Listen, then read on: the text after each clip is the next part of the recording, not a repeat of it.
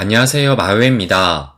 오늘의 암호화폐 시장을 보시면 보시는 것처럼 이 초록색의 상승이 조금 더 많이 보이긴 하지만 지금 시간이 지날수록 요 빨간색의 하락을 보이는 코인도 조금씩 더 많아지고 있습니다.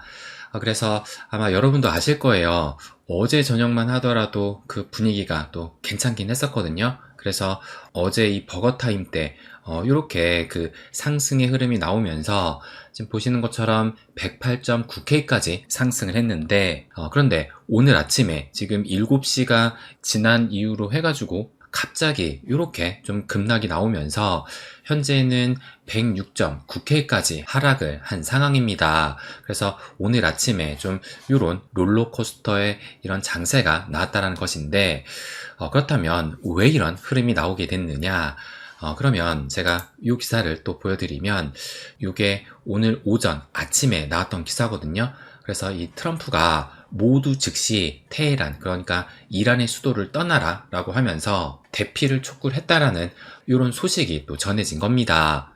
그래서 이 기사도 보시게 되면 이스라엘이 이란 국영 방송국을 폭격을 했다. 그래서 여기 보시는 것처럼 이게 지금 생방송 그 장면이었거든요. 그런데 이 앵커가 조금 있다가 다시 보시게 되면 이렇게 막 설명을 하고 있다가 갑자기 이제 폭탄이 터지니까 막 잔해가 떨어지고 그래서 황급히 이 자리를 떠나게 됐는데 그래서 지금 이 정도로 이 이스라엘이 이란에 대한 공격을 퍼붓고 있어가지고 지금 상황을 보니까 이스라엘이 이란의 제공권을 완전히 좀 장악했다 이렇게 보여지는 것 같아요. 이러다 보니까 또 이 기사도 보시게 되면 이란이 지금 이스라엘과 미국한테 다급하게 휴전과 협상을 희망을 한다라는 그런 신호를 또 보냈다고 합니다. 그러니까 이거를 지금 직접적으로 한 것이 아니라 주변의 이 아랍국을 통해서 이와 같은 메시지를 전달했는데 그런데 지금 이 이란이 한 가지의 그 조건을 또 요구를 했거든요. 그것이 무엇이냐? 여기 보시는 것처럼 미국에 이스라엘의 공격 지원을 말도록 요구를 했다. 그러니까 지금 휴전과 협상을 할 테니까 미국이 지금 개입을 해서 공격까지 하지 말아라. 이렇게 얘기를 한 겁니다. 그렇다면 왜 이렇게 지금 이 이란이 미국의 공격을 두려워하고 있느냐? 왜 그러냐면 제가 어제도 잠깐 말씀을 드렸지만 이스라엘이 지난주 13일 금요일날 첫 번째 그 공격을 했을 때 그때도 핵시설을 공격을 하긴 했었거든요. 그런데 지상에 있는 그 공격만을 했었지 진짜 이 지하에 있는 그 핵시설을 공격을 못했습니다. 그러니까 지금 이 핵시설을 완전히 제거를 못했다라는 것인데 그런데 문제는 이 지하 깊은 곳에 그 핵시설을 타격을 하려면은 더 큰 이 폭탄이 필요하거든요. 그런데 중요한 것은 이스라엘이 그 폭탄을 가지고 있지 않기 때문에 결국에는 미국의 손을 빌려야 한다라는 것이고 그래서 이 기사를 보시게 되면 지금 이 이란의 GBU 57이라는 벙커 버스터를 쓸지 말지 고민하는 트럼프 그러니까 지금 이 GBU 57이라는 벙커 버스터가 폭탄의 이름이거든요. 그런데 이 폭탄을 지금 여기 보시는 것처럼 이란의 핵심 핵 능력 파괴는 미국만이 가능하다. 그러니까 이만큼 엄청난 규모의 폭탄을 가지고 있는 나라는 현재 미국밖에 없기 때문에 진짜 이 이란의 핵시설을 파괴를 하려면 미국의 도움이 절대적으로 필요하다는 겁니다. 그래서 지금 여기 보시게 되면 트럼프 미 대통령이 미국의 B2 폭격기, 그러니까 이게 스텔스 폭격기거든요. 이것을 동원을 해서 3만 파운드, 약 13,600kg의 GBU-57의 벙커 버스터 폭탄을 투하하는 방안을 두고 고민을 하고 있다. 그러니까 진짜 이 미국이 벙커 버스터 폭탄을 쓸지, 그러니까 이 폭탄 같은 경우가 지하에 100m까지도 파괴를 하고 콘크리트가 있을 경우에는 한 60m까지도 파괴를 한다고 하거든요. 그래서 진짜 이란의 이 핵시설을 모두 다 파괴하기 위해서는 아마 이 폭탄을 한 개로는 부족할 것 같고 한 여러 개를 쓸 것 같은데 그런데 이것을 진짜 미국이 쓸지 말지 고민하는 이유 중에 하나가 또 뭐냐면 어쨌든 이 폭탄을 투하하게 되면은 방사능이 또 노출이 됩니다. 그래서 지금 과연 이 미국이 이 벙커 버스터를 사용을 하느냐 안 하느냐에 따라서 또 전쟁의 양상이 달라지지 않을까 예상이 됩니다. 그래서 지금 이것을 보시게 되면 트럼프가 중동 분쟁에 G7 지금 캐나다에서 정상회담이 열리고 있었잖아요. 근데 갑자기 조기 귀국을 하면서 NSC 국가안보회의를 소집했다고 합니다. 그래서 지금 이스라엘과 이란의 전쟁이 좀 급박하게 흐르고 있는데, 그러니까 뭐 어제만 하더라도 뭐 이란이 호르무즈 해협을 봉쇄를 한다 안 한다 뭐 이런 얘기가 수면 위로 또 올라오기도 했었잖아요. 근데 지금 뭐 해협을 봉쇄한 해 만에 이런 문제가 아니라 이란이 완전히 초토화되느냐, 조금 전에 말씀드린 그 폭탄을 쓴다면 뭐 이란의 핵은 그냥 날아가게 되는 거거든요. 그래서 일단은 조금 전에 보셨던 것처럼 휴전도 하고 또 협상도 할 테니, 그러니까 핵 개발에 대한 이 협상을 다시 재개를 할 테니까 그만 때려달라, 이것을 얘기하고 있는 겁니다.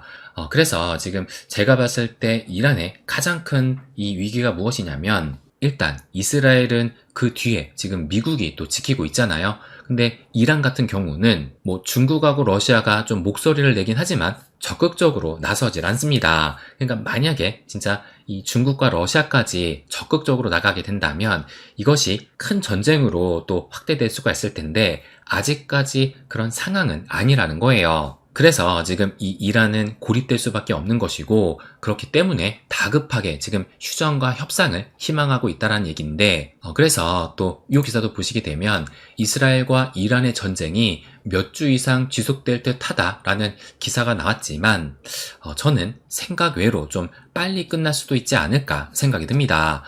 왜 그러냐면 뭐 제가 지금까지 말씀을 드렸다시피 이란이 쓸 수 있는 카드가 많지 않는다란 얘기는 이스라엘과 이 미국이 협상의 우위를 가지고 갈 수밖에 없는 만큼 이 전쟁이 뭐 몇 주 동안 지속되는 것이 아니라 생각 외로 좀 빨리 끝날 수도 있지 않을까 예상을 합니다.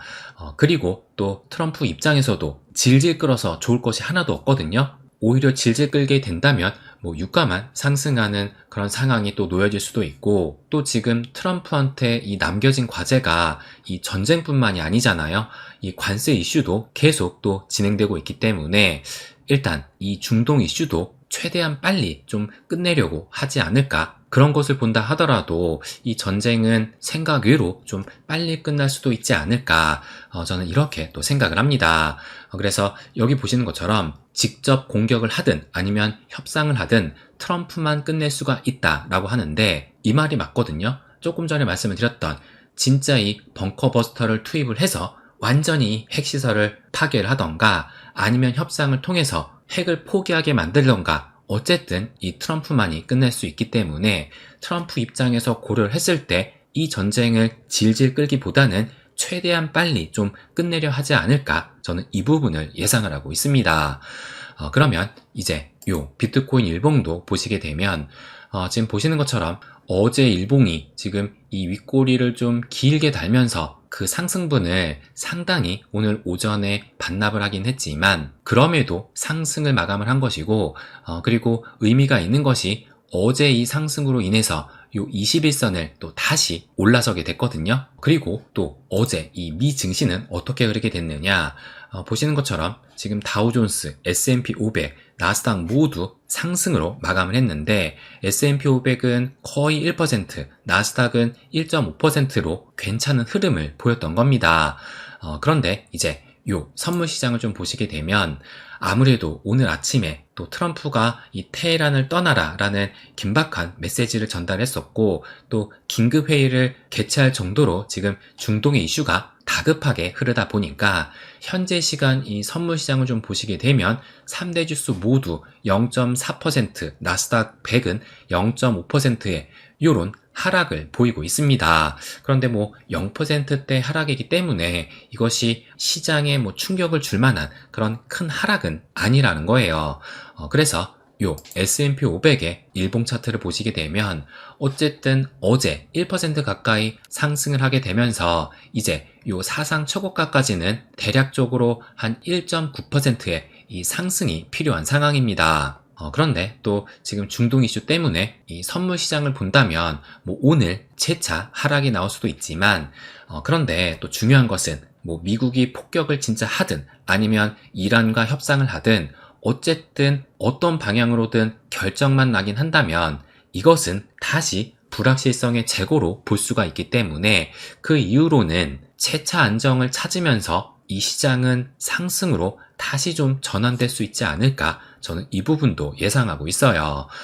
그래서 제가 지난 이 회원 영상에서 이미 말씀을 드렸죠. 이 중동 이슈 같은 경우는 하루 이틀의 하락폭이 평균적으로 마이너스 0.5%에서 마이너스 2%, 지금 딱 이 수준에서 하락이 나왔었고, 그리고 회복까지의 그 시간도 보통 3일에서 7일 내에 회복을 했으며, 무엇보다 중요한 것은 지속적인 하락은 거의 없다. 그래서 오히려 이것을 매수 기회로 인식을 해야 된다. 이 부분을 말씀을 드렸습니다. 그렇기 때문에 설령 또 이 중동 이슈로 인해서 다시 한번 이 출렁임이 나타나게 된다면 그때는 쫄 필요 없이 오히려 이 매수 기회로 삼아야 되지 않을까, 저는 이 부분을 말씀드리고 싶어요. 그래서 어제 제가 마지막에도 말씀을 드렸지만 이 대세의 흐름은 바뀌지가 않을 겁니다. 지금 보시는 것처럼 뭐 중동 이슈가 발발이 됐지만 뭐 이것이 차트상에서 뭐 큰 충격으로 보여지고 있나요? 전혀 그런 흐름이 아니죠. 그러니까 결국에는 여기까지 이런 큰 상승으로 가는데 지금의 흐름도 그 과정이라는 것이지, 이것이 대세 흐름을 바꾸는 그런 이슈는 아닐 거라는 거예요. 그렇기 때문에 2025년 이 대세 상승장으로 향하는 이 길목에서 흔들리지 말고 끝까지 완주를 하는 것이 무엇보다 좀 중요하지 않을까, 이 부분을 마지막으로 말씀드리고 싶습니다. 네, 그럼 오늘은 여기까지 하겠습니다. 항상 제 이야기 끝까지 들어주셔서 감사드립니다. 부자가 되는 길, My Way.